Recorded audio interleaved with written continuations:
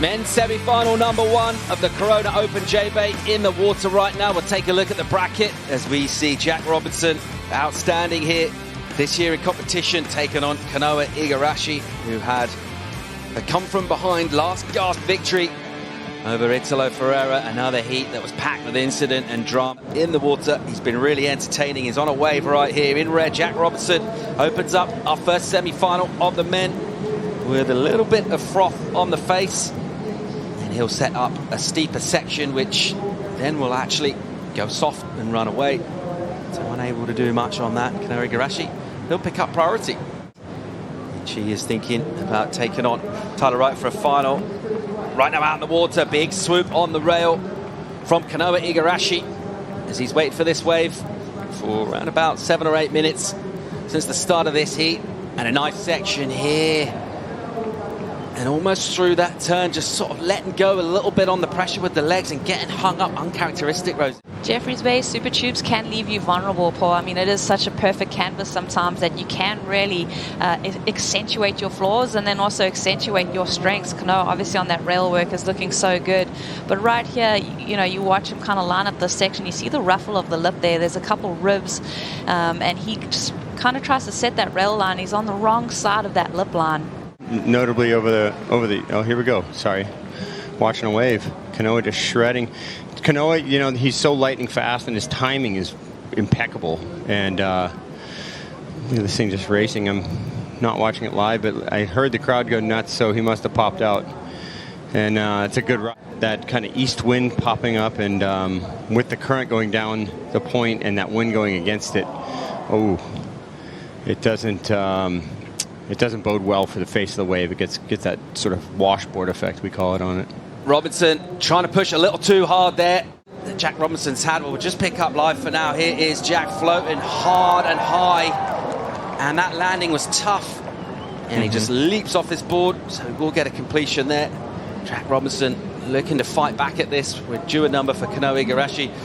Seeing Jack this year, a couple of wins. We've had a lot of sort of bad luck with waves, and everyone knows that Jack is one of the best. Look at that landing, pretty hard on the landing. Didn't really get the cushion of the foam on the way down.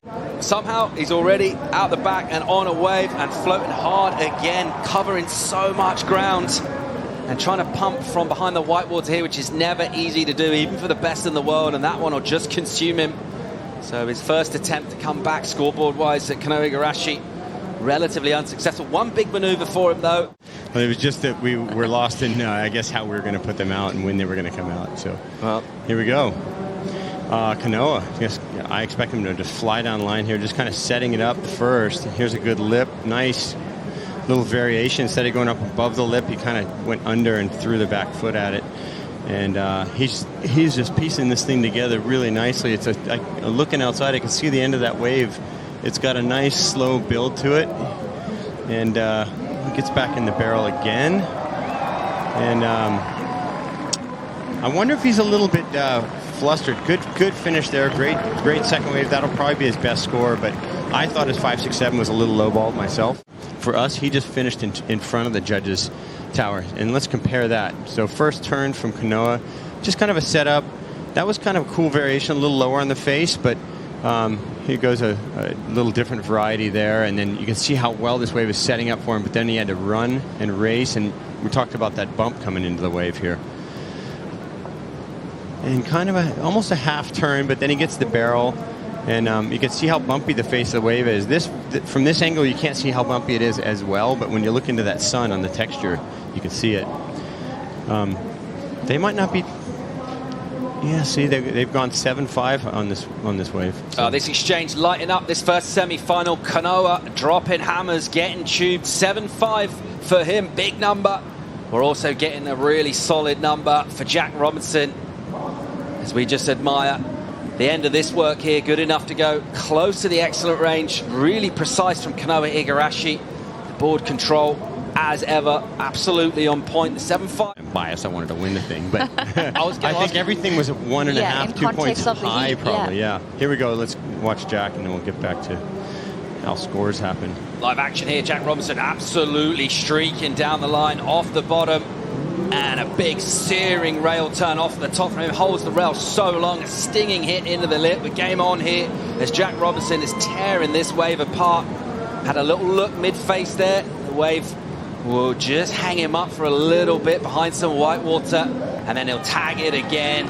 And there he is, he likes it. He needed to get something going here. He's been a little short of momentum, a little drama with the board break as well. And he's back at this here, Rosie. Yeah, that was great surfing from Jack. Pretty much the first complete ride that we've seen from him. A great answer back from Kanoa. Ran out on him. And watch the back half. So he gets a nice speed carve to kind of set this up. This was a cool move here, the biggest move of the wave. And then that nice carve combo. And here he just gets stuck behind for kind of a long time. And that really throws off the flow of the wave. He catches back up here, gets one more hit, but you know, for him to, with the number of waves that and great rides Jack's had out here this week, that's made me stoked that he got something going. But I think he knows that at the end of this heat, that's probably the wave he'll be looking to get rid of. But the first half of that wave was going into, you know, a really high scoring ride, probably an excellent ride. This thing right here, that transition. Sorry, Rosie, go for it. No, I was just going to say that's the move that you picked out as really the impactful one. But then when he lands on that rail on that kind of third maneuver, almost just held on a little too long. That's why he got caught behind that section. This one here. Nice carve, though. He kept the speed and the flow up there. But you can see the great thing about J-Bay on a rise, you can really cut back towards the whitewater. But like you said, as you pointed out, Rosie, had he not done that, he might be floating over the top of that thing with a ton of speed still and not got caught right there. So it was a little bit of a, maybe one of the very few misreads you see from Jack out here, because he's just been really on it with how he reads the flow of these waves. And, you know, he's in the heat here.